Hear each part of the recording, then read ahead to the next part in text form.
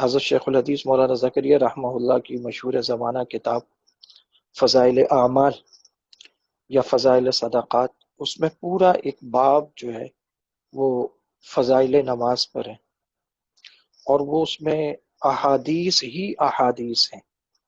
آپ صلی اللہ علیہ وسلم کے ارشادات عالیہ سے جو مفہوم ہوتا ہے وہ یہ ہے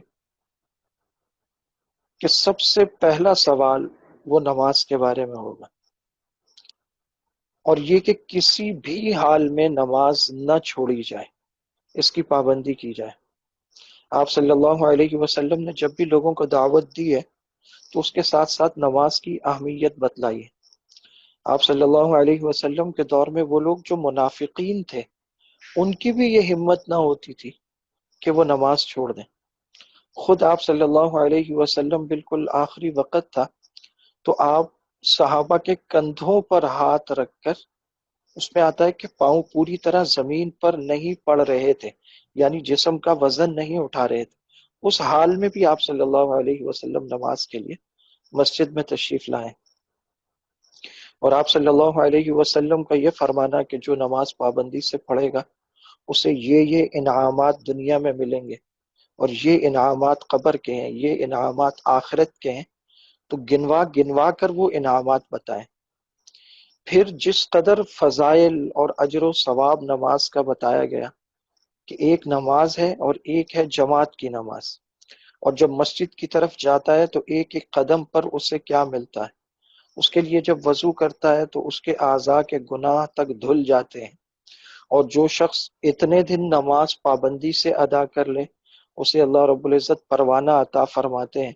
ایک تو یہ کہ وہ نفاق سے بری ہے، اور دوسرا یہ کہ وہ جہنم سے بری ہے۔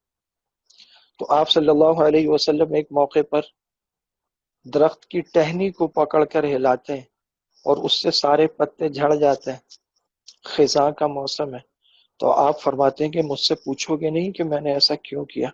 تو کہ یا رسول اللہ آپ بتائیے آپ نے ایسا کیوں کیا؟ تو آپ نے فرمایا کہ جب ایک مسلمان مومن بندہ نماز کے لیے وضو کرتا ہے اور اس طرح پابندی سے نماز ادا کرتا ہے تو اس کے سارے گناہ ایسے جھڑ جاتے ہیں جیسے یہ سارے کے سارے پتے جھڑ گئے ہیں۔ اور پھر آپ نے فرمایا کہ جس کی ایک نماز ضائع ہو گئی، ایک نماز، وہ ایسا ہے گویا اس کا گھر بار، اس کا کاروبار، اس کا سارا مال و متاع اور اس کے اہل خانہ سب کے سب نقصان ہو گیا، چلا گیا۔ ایک نماز ضائع ہونے پر اتنا بڑا اس شخص کا نقصان ہو گیا۔ آپ رحمت للعالمین ہیں، لیکن آپ مصلی پر کھڑے ہو کر فرمایا میرا جی چاہتا ہے کہ میں اپنی جگہ کسی اور کو کھڑا کروں، اور وہ جو بغیر عذر کے گھروں میں نماز پڑھ لیتے ہیں میں جا کر ان کے گھر کو آگ لگا دوں۔ اسی طرح ایک موقع پر آپ نے تمثیل سے سمجھایا کہ جو نماز نہیں پڑھتا وہ جہنم کی آگ میں جلے گا۔